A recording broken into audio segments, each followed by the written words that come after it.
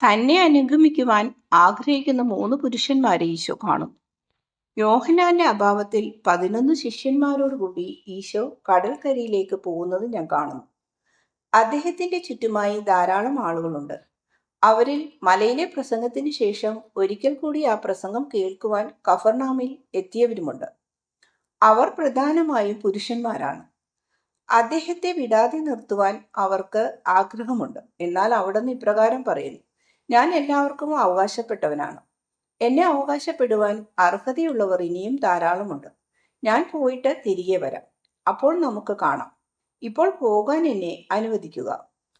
ഇടുങ്ങിയ വഴിയിൽ ഇടതിങ്ങി നിൽക്കുന്ന ആളുകളുടെ മധ്യത്തിലൂടെ കടന്നു പോകുവാൻ ഈശോയ്ക്ക് വളരെ ബുദ്ധിമുട്ടേണ്ടി വന്നു.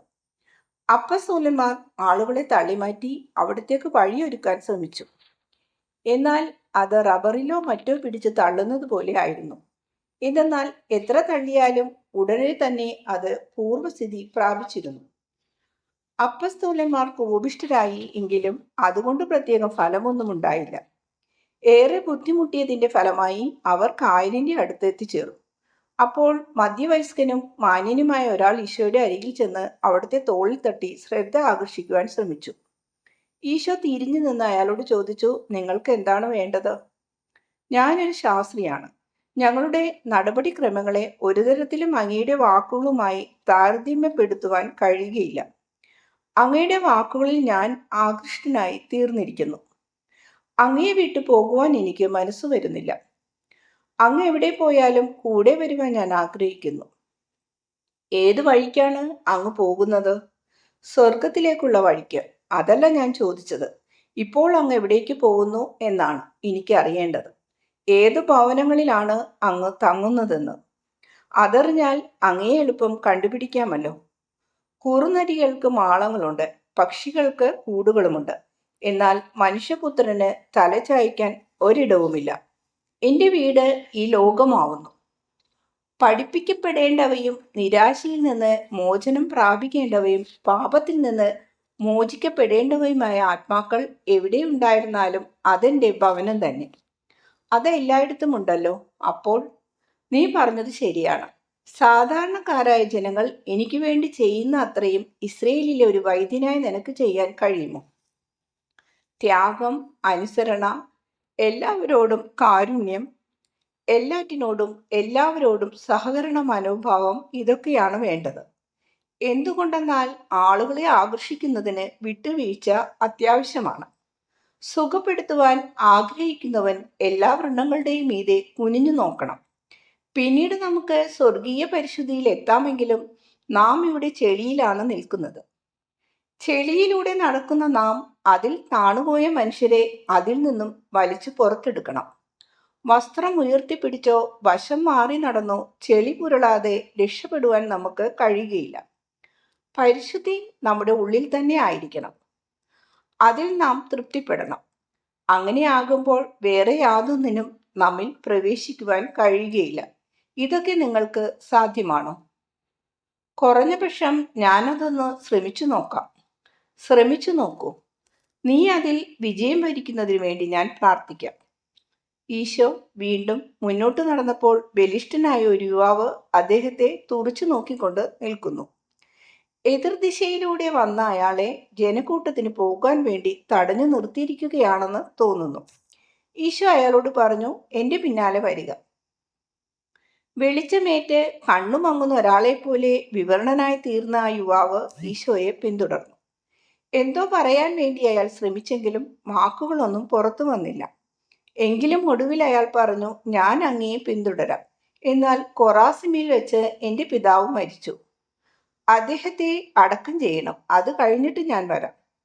എന്നെ പിന്തുടരുക. മരിച്ചവർ അവരുടെ മരിച്ചവരെ അടക്കം ചെയ്യട്ടെ. നിത്യജീവനാൽ നീ ആകർഷിക്കപ്പെട്ടു കഴിഞ്ഞു. അവിടെ എത്തുവാൻ നിനക്കും ആഗ്രഹമുണ്ട്. ഒരു ശിഷ്യനായി തീരുന്നതിന് നിനക്ക് ചുറ്റുമുള്ള തടസ്സങ്ങളെ ഓർത്ത് നീ വിലപിക്കേണ്ട.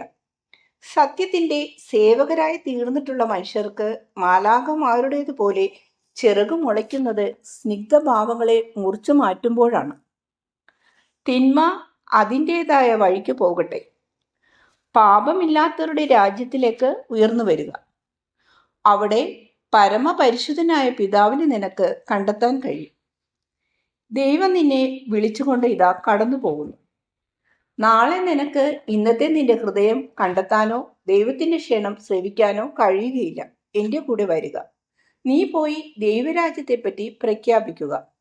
2 സഞ്ചി നിറയെ തുണിക്കെട്ടുകളും സുഗന്ധദ്രവ്യങ്ങളുമായി ഉയരം കുറഞ്ഞ ഒരു ഭിത്തിയിൽ ചാരി നിന്നിരുന്ന അയാൾ ചിന്താഭാരം കൊണ്ട് തല കുനിച്ചു. ദൈവത്തോടും തൻ്റെ പിതാവിനോടുമുള്ള സ്നേഹ ആദരങ്ങൾക്കിടയിൽ കിടന്നയാൾ തേങ്ങി നിന്നു. ഈശോ അയാളെ നോക്കിക്കൊണ്ട് കാത്തിരുന്നു. അവിടുന്ന് ഒരു കൊച്ചു കുഞ്ഞിനെ മാറോട് ചേർത്ത് പിടിച്ചുകൊണ്ട് ഇപ്രകാരം പറഞ്ഞു, എന്നോടൊപ്പം ഇപ്രകാരം പറയുക, അല്ലയോ പിതാവായ ദൈവമേ, അങ്ങ് വാഴ്ത്തപ്പെടട്ടെ. ജീവിത വ്യഗ്രതയാൽ കേഴുന്നവർക്ക് അങ്ങയുടെ പ്രകാശം നൽകണമേ എന്ന് ഞാൻ പ്രാർത്ഥിക്കുന്നു. അല്ലയോ പിതാവേ, ഞാൻ അങ്ങയെ വാഴ്ത്തുന്നു. ഒരു കുഞ്ഞിനെ പോലെ പരസഹായം ആവശ്യമുള്ളവർക്ക് അങ്ങയുടെ ശക്തി നൽകണമേ എന്ന് ഞാൻ പ്രാർത്ഥിക്കുന്നു. അപ്പോൾ അവർക്ക് അവിശ്വാസമാംവിധം ഈ ലോകത്തിലും പരലോകത്തിലും എല്ലാവിധ നന്മയും അങ്ങയിൽ കണ്ടെത്താൻ കഴിയുമല്ലോ. ഏതാണ്ട് 4 വയസ്സ് മാത്രം പ്രായമുള്ള നിഷ്കളങ്കനായ ആൺകുട്ടി കൈകൂപ്പി തൻ്റെ നേരിയ ശബ്ദത്തിൽ ദിവ്യമായ ഈ വാക്കുകൾ ഏറ്റുപറഞ്ഞു. ഈശോ തൻ്റെ വലതു കൈകൊണ്ട് 2 പൂത്തണ്ടുകളെ എന്ന പോലെ അവൻ്റെ പിഞ്ചു കൈകൾ ചേർത്ത് പിടിച്ചിരുന്നു. ആ മനുഷ്യൻ ഒരു തീരുമാനത്തിലെത്തി. തൻ്റെ പക്കലുള്ള 2 സഞ്ചികളും അയാൾ ഒരു കൂട്ടുകാരൻ്റെ പക്കൽ ഏൽപ്പിച്ചിട്ട് ഈശോയുടെ അടുത്ത് ചെന്നു. കുഞ്ഞിനെ അനുഗ്രഹിച്ച ശേഷം താഴെ നിർത്തിയിട്ട് ഈശോ ആ ചെറുപ്പക്കാരനെ കെട്ടിപ്പിടിച്ചു. പിന്നെ അവർ ഒന്നിച്ച് മുൻപോട്ട് പോയി. അവൻ്റെ ഉദ്യമത്തിൽ അവന് സമാധാനവും സഹായവും നൽകാൻ വേണ്ടിയാണ് അവിടുന്ന് ഇപ്രകാരം ചെയ്തത്. മറ്റൊരാൾ ഈശോയോട് പറഞ്ഞു, ഞാനും അങ്ങയോടൊപ്പം വരുവാൻ ആഗ്രഹിക്കുന്നു. അങ്ങയെ പിന്തുടരുന്നതിന് മുമ്പ് എനിക്കെൻ്റെ ബന്ധുക്കളോട് യാത്ര പറയണം. അങ്ങ് അതിനെന്നെ അനുവദിക്കാമോ? ഈശോ അവനെ സൂക്ഷിച്ചു നോക്കി. എന്നിട്ട് ഇപ്രകാരം പറഞ്ഞു, നിന്റെ മാനുഷിക അവസ്ഥയ്ക്ക് ഒട്ടേറെ വേരുകളുണ്ട്. അവ പിഴുതുമാറ്റുക. അതിന് കഴിയുന്നില്ലെങ്കിൽ അവയെ മുറിച്ചു മാറ്റുക. ഏതൊരാളും ദൈവത്തിൻ്റെ സേവനത്തിനായി വരുന്നത് ആത്മീയമായ സ്വാതന്ത്ര്യത്തോടു കൂടിയായിരിക്കണം. തന്നെ തന്നെ സമർപ്പിക്കുന്നവന് യാതൊരുവിധ ബന്ധനങ്ങളും ഉണ്ടായിരിക്കുവാൻ പാടില്ല. മാംസവും രക്തവും എന്തായാലും മാംസവും രക്തവും തന്നെ ആയിരിക്കും. അവിടുന്ന് സൂചിപ്പിച്ച സ്വാതന്ത്ര്യത്തിൽ ഞാൻ സാവധാനം എത്തിച്ചേരും. ഇല്ല, നീ അതൊരിക്കലും പ്രാപിക്കുകയില്ല. ദൈവം ദാനത്തിൻ്റെ കാര്യത്തിൽ അനന്തമായ ഔദാര്യം പാലിക്കുന്നത് പോലെ തന്നെ കൃത്യതയും പാലിക്കുന്നുണ്ട്. നീ എൻ്റെ ശിഷ്യനാകാൻ ആഗ്രഹിക്കുന്നുവെങ്കിൽ നിന്റെ കുരിശും എടുത്തുകൊണ്ട് എൻ്റെ പിന്നാലെ വരിക. അല്ലാത്ത പക്ഷം ഒരു സാധാരണ വിശ്വാസിയായി കഴിയുക. ദൈവരാജ്യത്തിലേക്കുള്ള വഴി റോസാദളങ്ങൾ വിരിച്ചതായിരിക്കുകയില്ല. ആ വഴിക്ക് യാതൊന്നിൻ്റെയും കുറവ് ഉണ്ടായിരിക്കുകയില്ല. മനുഷ്യഹൃദയം ഉഴുത് ദൈവവചനം വിതയ്ക്കുന്നതിനു വേണ്ടി കലപ്പയിൽ കൈവച്ചവൻ പിന്തിരിഞ്ഞു നോക്കരുത്.